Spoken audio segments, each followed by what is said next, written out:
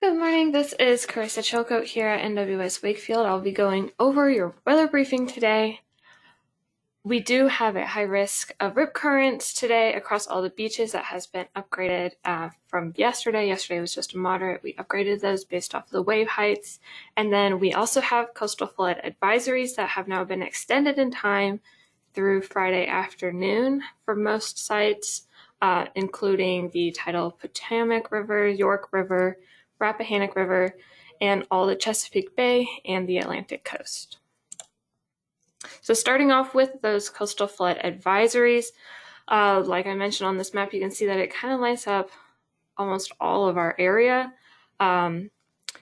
So that's going to be all of the bay in the eastern shore, both the Atlantic side and the bay side, and those tidal rivers and southeast Virginia, and coastal North Carolina as well. So that's going to be through late this afternoon for the upper James and portions of the York River and Maryland, and then it'll be through late Friday afternoon for the remainder of the area.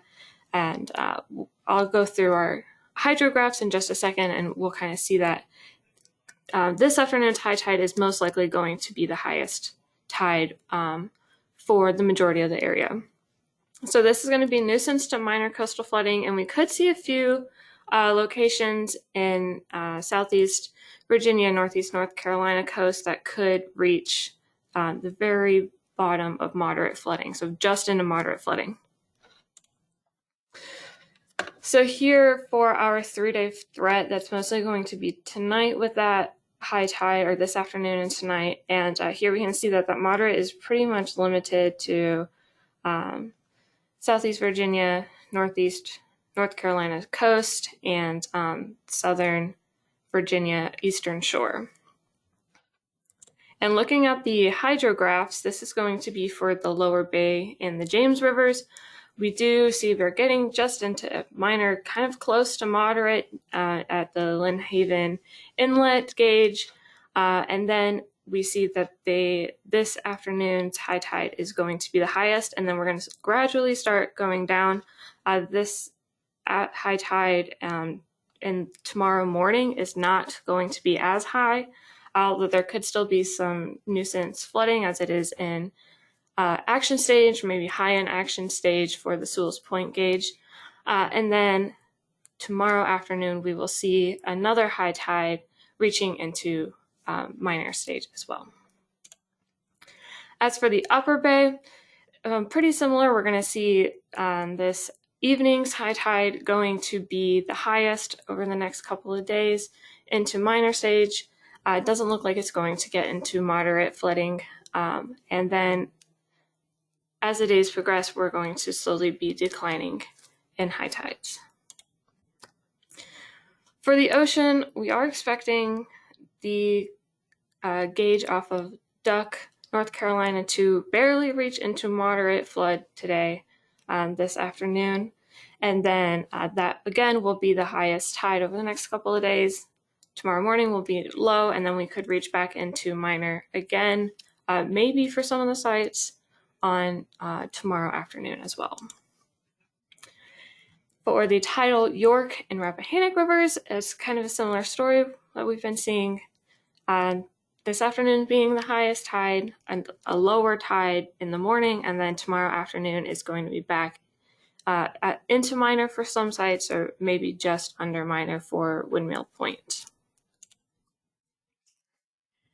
Looking at the bigger picture for the weather pattern that we're going to be expecting for the next couple of days, we are going to have high pressure moving into the area tomorrow and Saturday, so that's going to help dry out and get rid of some of these cloudy skies that we've been seeing. We should be able to see some good sunshine Friday and Saturday with that high pressure. And then high pressure will pretty much stay for Sunday as well. And then Monday we have a possible front, maybe backdoor front move into the area, and then maybe we could get this low pressure forming off the coast. And looking a little bit into early next week, that low pressure could hang around our area and could provide some additional moisture. So we'll be keeping our eye out for that. Here we have highlighted that with that low pressure that could be forming Tuesday and Wednesday, we could see some increasing chances of rain. Some of the models were a little bit slow to pick up on that, while other models were more hinting towards that low pressure kind of right off the coast, which would definitely bring in some more moisture. As for summary, our temperatures are going to be in the upper 70s to lower 80s for the majority of the week. Sunday will be the warmest, reaching into the mid 80s, and then our lows are going to be pretty much in the lower 50s to upper 50s inland, and then a little bit warmer towards the coast. As for the precip, like I mentioned earlier, those models were not very excited about any rain chances Tuesday or Wednesday, but that is definitely something we'll be keeping our eye out. But between now and then, the highest chance for rain is going to be this morning and this early afternoon, and then looking like tonight's going to kind of dry out up until we could see that low pressure. Like I mentioned in the very beginning, we do have a high risk of rip currents for all of our beaches today, and then it will be a moderate rip current for all beaches tomorrow on Friday, and then we'll have a moderate risk for the beaches north of the Virginia-North Carolina border on Saturday, and a high risk across the Currituck Outer Banks as well. Looking beyond next week, we are expected to have above normal temperatures and near normal precipitation. As for our tropical weather outlook, we actually are in peak hurricane season. I believe yesterday was climatologically like the peak for hurricane season, and it's been relatively quiet over the last couple of weeks. So we've got a 30% chance of a disturbance forming off the coast of Africa that could move our way, but there's no threats to the region, and even if it does form, it would take quite a while for it to reach our area. For the extended tropical forecast, it remains low to moderate for our chances of tropical cyclone formation. We've got about greater than 20 to 50% chance off of the coast of Africa, and about a 20 to 40% chance in the Gulf. Switching our gears to the marine threat, we do have an elevated threat, so we do have small crafts out for the coastal waters today as the seas remain elevated. And then looking into the next couple of days, those seas are going to start to subside, and we should be able to drop our headlines here soon, and overall the seas will diminish some. So right now we do have northeast winds. They have decreased some over the last couple of days, so we're finally under 20 knots sustained in the bay and 25 knots sustained in the ocean. And then it's going to continue to decrease overnight, and then we could see another ramp up Friday into Saturday. And then looks like winds will remain out of the northeast then, and then diminish again into Sunday. We're still only going to have sustained winds to maybe 15 knots on Friday and Saturday.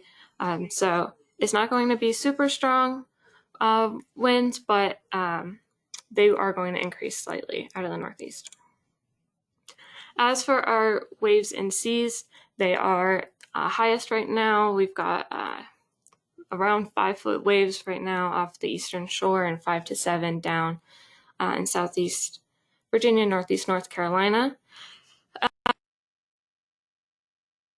To tomorrow, and they'll remain below small craft criteria on Friday, and then Saturday we'll see a little bit of a ramp up.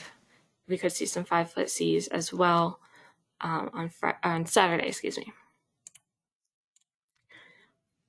This just kind of shows that over the next 3 days, we are going to see those highest waves right now, and they will continue to decrease over the next couple of days. We could see an occasional wave height around 8 to 10 feet in the coastal waters, but this is going to be occasional. This is not going to be your typical wave.